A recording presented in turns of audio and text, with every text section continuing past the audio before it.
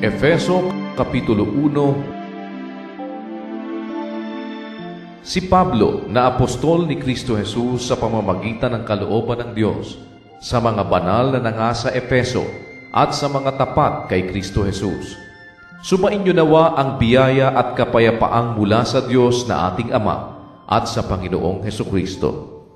Purihin nawa ang Diyos at Ama ng ating Panginoong Hesukristo, na siyang nagpala sa atin ng bawat pagpapalang ukol sa Espiritu sa sangkalangitan kay Kristo,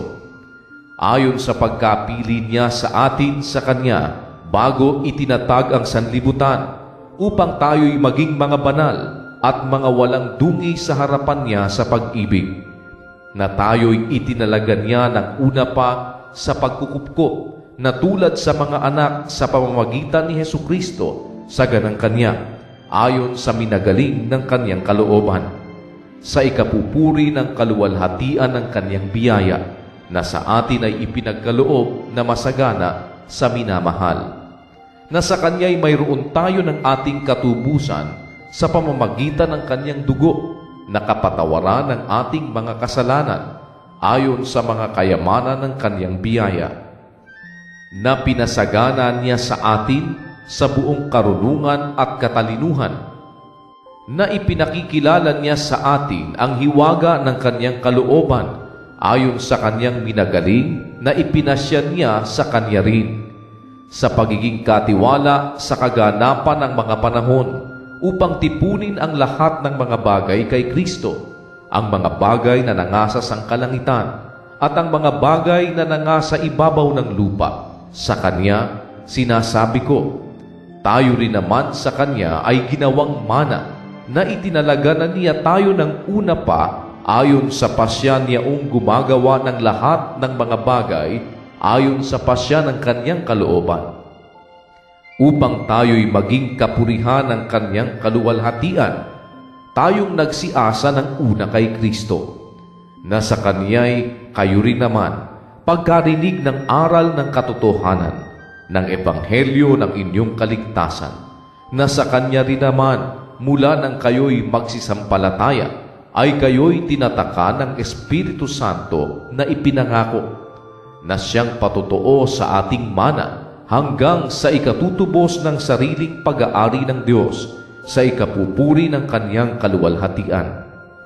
Dahil dito ako rin naman, pagkarinig ng pananampalataya sa Panginoong Hesus na nasa inyo, at ng pag-ibig na inyong ipinakita sa lahat ng mga banal,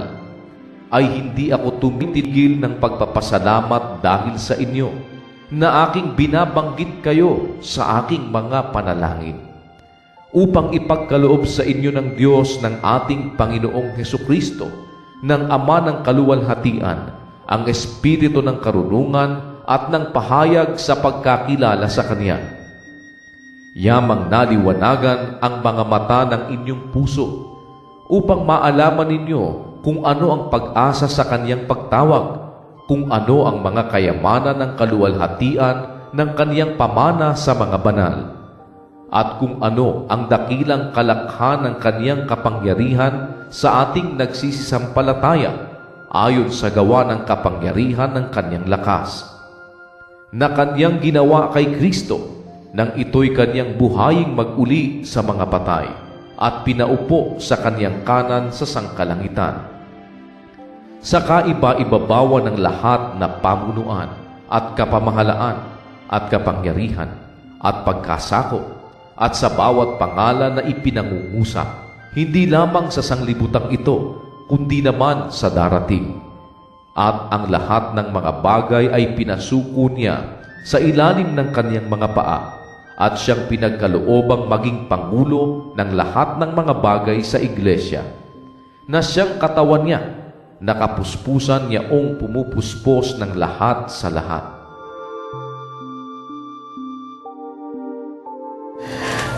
Marami po mga bagay tayong